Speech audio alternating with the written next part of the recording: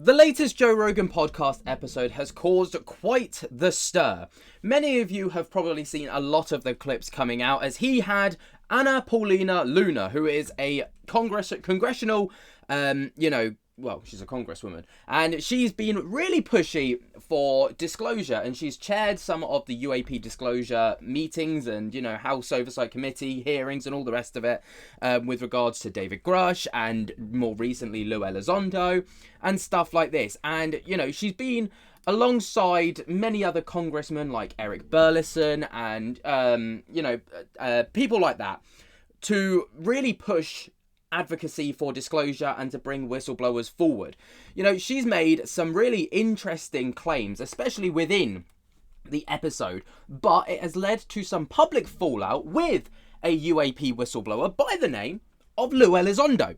Now, before we get into that clip, she made some really interesting claims, right? So one was with regards to actually seeing alleged evidence of interdimensional beings, right? Which obviously is quite a big deal. Because, this isn't just someone saying, I've heard about it or someone's told me about it. No, apparently she's seen actual evidence of this.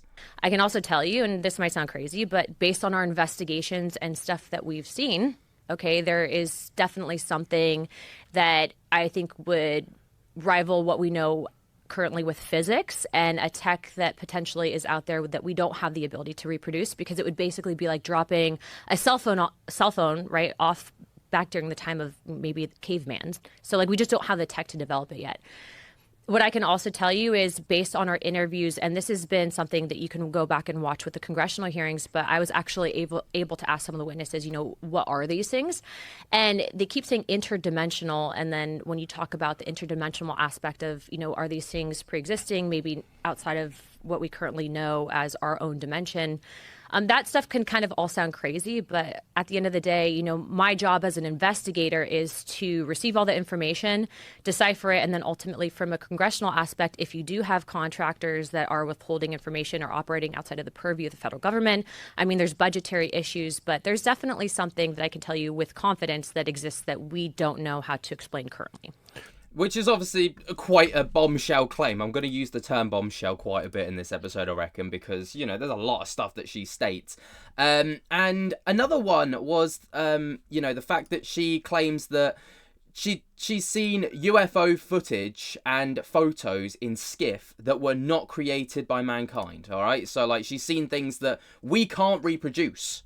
Yeah, so what I want to bring it back to evidence. You said that you've seen evidence. What kind of evidence have you seen? I have seen photos. I have seen... What have you seen photos of? So I was in a skiff, and I can't discuss all that was in a skiff, but what I can tell you is based on the photos that I've seen, I'm very confident that there's things out there that have not been created by mankind. That is pretty crazy, isn't it? A pretty crazy thing to try and just put out there.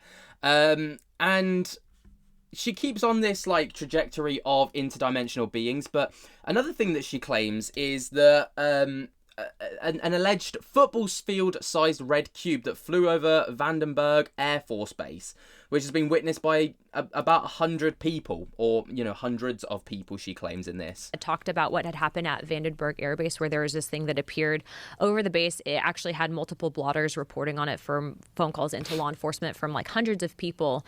And whatever had appeared over the base was basically bigger than a football field and basically a cube, a red cube with some weird thing in the center of it. I actually had our witness draw this out. This guy is sober as a priest. Was a great pilot, and he's talking about all this. And so, you talk about this stuff, it seems like a sci-fi movie, but based on the evidence that we've seen, I don't have any reason to believe that these people are lying. Based on the evidence that I've seen from our own government, I think that there's something there that the American people deserve to have access to. And so this is not just on this topic, but again, in other topics as well, this has been my perspective, is transparency is what builds trust. Other governments have revealed certain information on it. To think that we are the only, life form on this planet or in this galaxy, I think is a little bit crazy. I'm completely on board with that sentiment, by the way, as well. But yeah, she goes on to talk about a lot of different stuff. But one of the biggest kind of talking points was that of some congressional and some basically behind the scenes meetings with certain representatives like from Eglund Air Force Base, for example, and certain whistleblowers who are supposed to come forward. But they basically just completely bailed, like, just before the meeting was due to take place.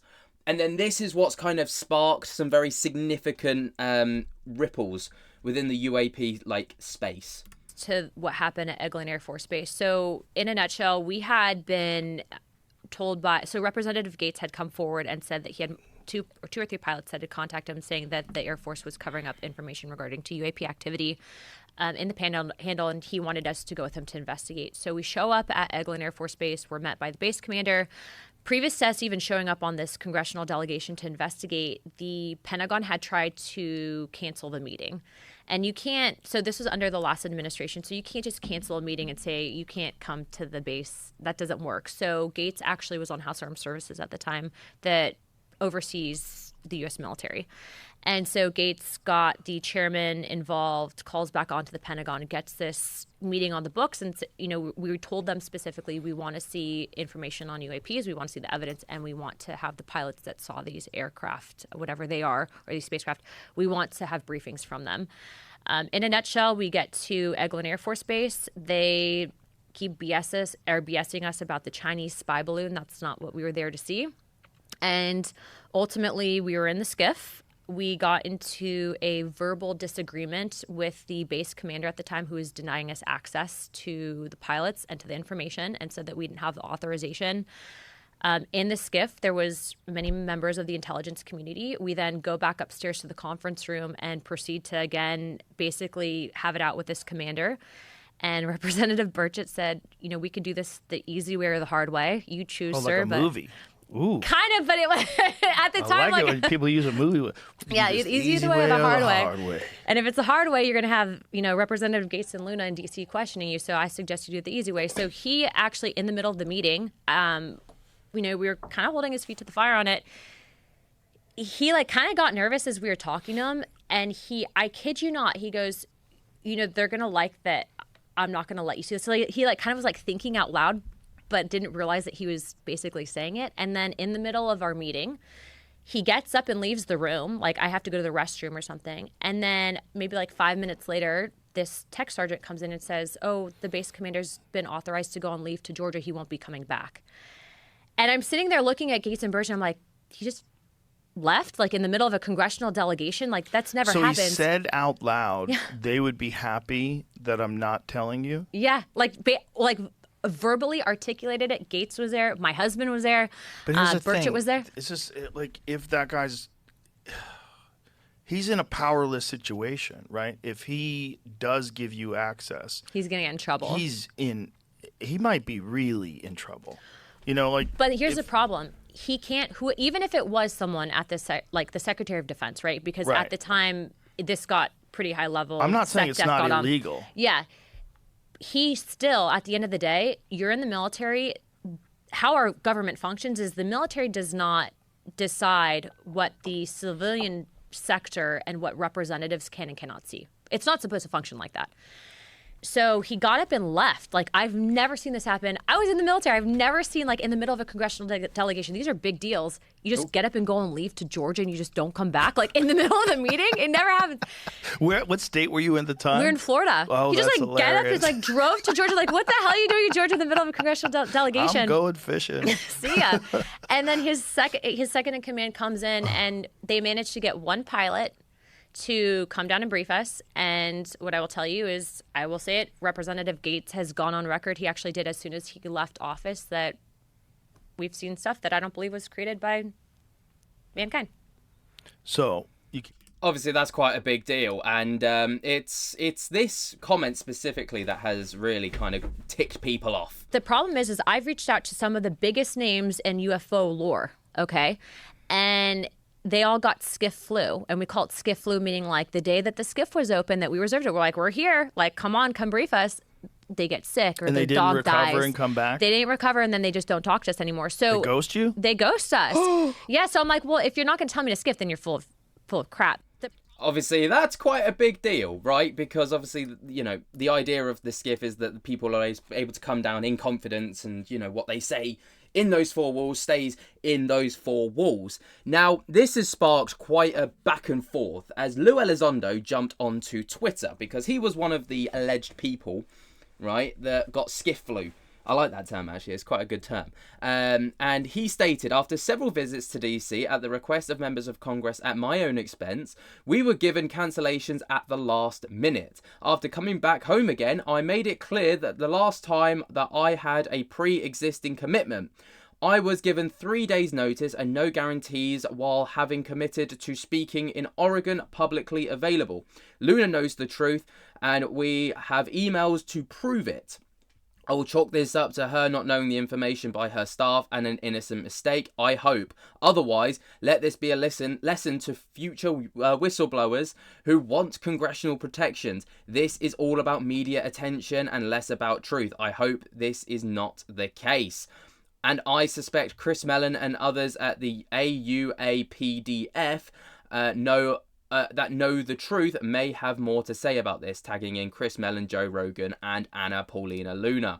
Adding in a redacted email, obviously with personal information, right, stating, "Good afternoon, I sincerely apologise for the late notice, but due to the ever-in-flux congressional schedule and some conflicts, we need to shift the non-governmental briefing to the week of May 12th. We will reach back out with a new date that will hopefully work for everyone. Look forward to seeing you all on Thursday. Best, Mitch." And then, obviously, that's it. So, classified UAP briefing. That's what the header is.